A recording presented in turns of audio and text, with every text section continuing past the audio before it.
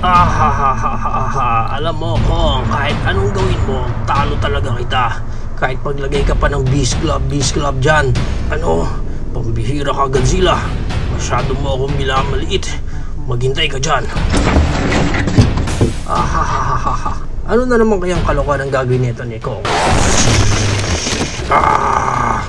Game na, Godzilla.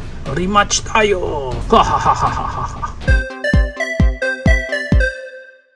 And here's the toy that we're going to review for today. This is the McFarlane Toys made in China. I mean, Gorilla Groot. And as you can see here, may bangas na nga yung ating pinaka-packaging dito. Sira-sira na. And sa likod, obligatory product shot lang ni Gorilla Groot na may malaking sticker ulit dito. And yung iba pang characters na makikita nyo sa line na to na tinakpan na rin ng sticker. Grabe, punong-puno ng sticker tong Gorilla Groot natin. Sa gilid, window lang na walang ka-sticker. Sa kabilang gilid, Gorilla Groot Injustice 2. Sa ibabaw, window lang din. And sa ilalim, barcodes and stuff. Na-unbox natin siya. Nakita natin naka-clamshell pa dito si Gorilla Groot. And yung backdraft niya na may mga comic style. Nandun yung card niya and yung kanyang stand. Ito na siya sa kanyang full form. Ang ganda ng armors niya. Gold na gold. Ang ganda ng look niya. Ang ganda ng armor niya doon. May skull pa. Back armor. Wala na siyang butt armor. Yan, ganda rin ng mga spikes niya. And in close up, yan, galit na galit si Gorilla Groot. Sumisigaw pa. Ang ganda ng loob ng mouth. I wish sana, may alt head or sana ginawang articulated na lang din yung mouth para pwede niyang open and close yung mouth niya, Hindi yung parati siyang nakanganga ng ganyan. Pero kung makita niyo yung iba pang details ng armor niya, ang ganda. Ang ganda ng mga details, yung texture ng armor. Yan, yung texture pa ng armor niya, ang lupit, ganda. Hanggang sa paa, yan, Okay, so para sa kanyang articulation, yung head niya, natatanggal yan ng ganyan. Ba't natanggal to?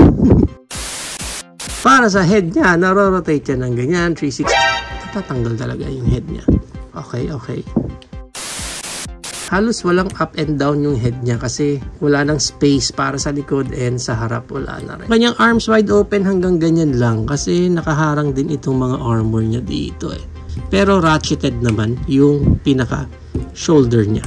Yeah, maririnig. Tapos may konting butterfly joints lang siya dyan. Pero narorotate naman yan, 360. Sunod na articulation niya is dito na sa bicep niya. Meron siyang rotation din dyan, pero dahil sa malaki niyang armor, hindi niya na rin ma-rotate yung biceps niya. And yung kanyang elbow bent, single joint lang, hanggang ganyan, yung elbow bent niya. After niyan, dito na sa kanyang kamay, narorotate yan, 360.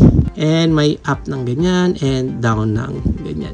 Ang ganda, kaka-down ng kamay niya. After nyan, dito na sa kanyang chest part, pwede siyang mag-ab crunch ng ganyan, swivel ng konti, and pwede ring ma-rotate yan. And then after nyan, dito na sa pinaka-waist niya, pwede rin ma-rotate yung area na yan. And meron din siyang movement dyan. Next nyan is dito na sa kanyang legs, hanggang ganyan lang yung Van Damme split niya. Yung kanyang high kick, hanggang ganyan lang. Yung kanyang back kick, hanggang ganyan lang. And next na articulation niya, dito sa knees, yung kanyang knee bend, hanggang ganyan yung knee bend niya, which is good. And yung kanyang paa, down ng ganyan, and up ng ganyan, and narorotate din yan. And sa toes niya, ayan. Wala nang any accessories dito si Gorilla Groot. Naka-fix na yung mga armors niya. So sayang hindi natin pwedeng matanggal or pahiram yung armors niya para sa iba. Even itong helmet niya, paano na nakadikit na yung pinaka-armor niya dyan. Now, para sa height ni Gorilla Groot hanggang sa taas ng head niya, he's around, almost 8 inches na rin siya. Ang maganda niyan, i-compare pa natin siya sa iba pa nating figure tulad ng ating Kong from Godzilla X Kong New Empire. Parang anak niya si Kong. We also have here the Demon MCF, our Viking He-Man from Masterverse. Yan, ganda ng scaling nila. Dr. Ellie Sattler from Hammond Collection. Marvel Legends Hulk KO version, MCF Doomsday, and ang ating Yolopar KMK series, Optimus Prime. So yan ang ating high comparison. If you're planning to avail this Gorilla Grodd, ang price range niya is around 450 up to 1,600 pesos. Depende na lang again kung saan specific market kayo makakuha ng copy ninyo or makakakuha na rin kayo ng mga nakasale na. There you have it now guys, na ang ating MCF Gorilla Grodd. What do you think of this figure? Is it a go for you or no for you? Whatever thoughts, please comment it down below. But for me, okay naman sana yung pinaka-itsura dito ni Gorilla Grodd. Ganda rin yung pagkaka-execute sa kanya, even yung mga armors niya, ang ganda lahat ng overall design niya. Although pagdating talaga sa articulation niya, parang doon medyo naging limited na siya because of his armors din. Kakaroon ng hindrances sa mga articulation niya, so yung posing na gusto nating bigay sa kanya, medyo siya sa hirapan mga posing niya. Overall, I think magandang addition pa rin itong Gorilla Grodd na to sa ating collection.